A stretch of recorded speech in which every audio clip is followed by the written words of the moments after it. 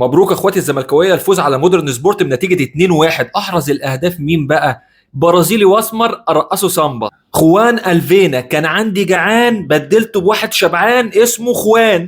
شوف الواد وحلاوته، شوف الواد وجماله. الواد خد الكرة وقطم لجوه وراح حاططها في البعيده. يا سلام يا مزاجه.